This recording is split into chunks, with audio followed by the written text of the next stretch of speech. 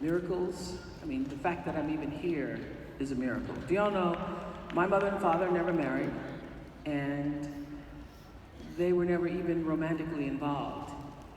The real deal, my father says, is that he saw her leaving school one day, and he'd been watching her for a while, and on this particular day, she was wearing a poodle skirt. That's my mother. And that right there is a poodle skirt. So those of you who aren't old enough to know, in the 50s, people wore these skirts, and they like swirled around, and they called them poodle skirts. And my mother was wearing a poodle skirt, and my father said he wanted to know what was up under there. That's the extent of the romance.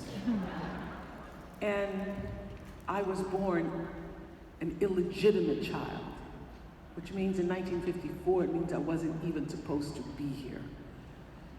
On the way home from school, they stopped under an oak tree. They had sex one time and one time only. And I was the result of that.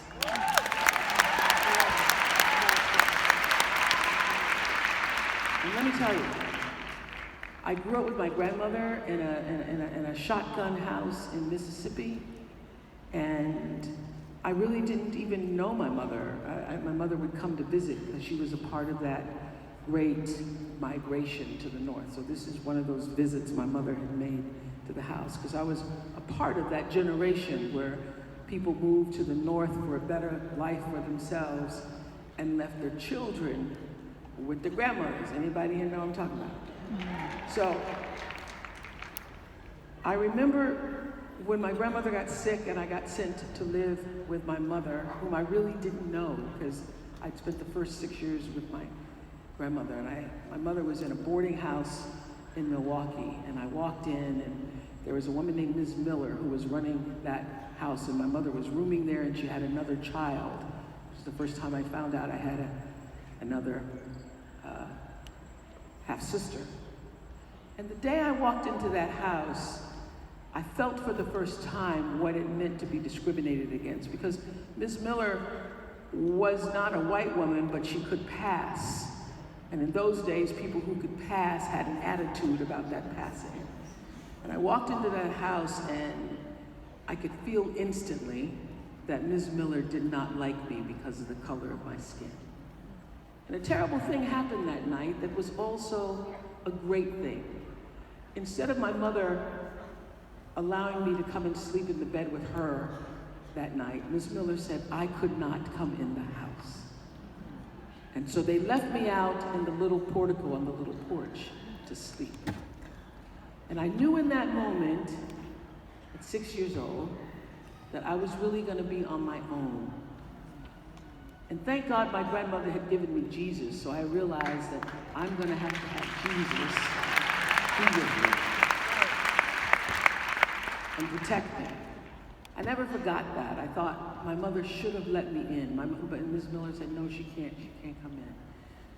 So I slept outside, and I created little angels around me and prayed. So I had a complicated relationship with my mother. But the real deal is that I had this dream of growing up and having a normal family. So when I first met my father and was sent to his home in Nashville, my father had a brick house. And I was so thrilled. That's my father's house still on Arrington Street. I've now bought him a house in a gated neighborhood, but that house is still there on Arrington Street. I took that picture this past October. And I remember when I first pulled up to that house, I was like, oh my God, I get to live in a brick house. That was the dream, to live in a brick house. And as I grew older and was working in Baltimore in my 20s, that picture I showed you, I went to a producer friend's house, Arlene Weiner. Arlene Weiner was a producer. Her husband was a big, famous attorney in Baltimore at the time. And in 1977, when I went to her house, Arlene was the richest person I'd ever seen. And Arlene Weiner, she didn't just have a brick house. She had a brick house. They had a Jaguar, they had a Mercedes, and a BMW in the driveway. And I was like, whoa, Arlene is rich. When I went inside Arlene Weiner's house, looking out from the living room, and even in the kitchen, there were all these trees surrounding the house. And I said, whoa, This is what rich people do. They have trees. If I ever get some money, I'm not gonna get cars, I'm gonna get me some trees. Okay? Talk about setting an intention and a vision. So I particularly remembered standing in Arlene Wiener's kitchen, looking out, and there were 6 trees. And a couple of years ago, I was standing in my own kitchen. I hadn't thought about Arlene Wiener or the trees for years. This is what I mean about setting a vision. I was sitting in my own kitchen, standing there waiting on the tea to brew, and I looked out the window, and what did I see? The trees. I saw the 6 trees.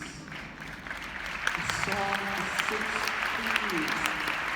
And then I walked outside, and I looked at my house from the front yard, and this is my house from the front yard.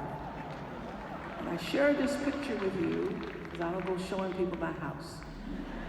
But I share this picture with you because I had the dream of the 6 trees. God had a bigger dream.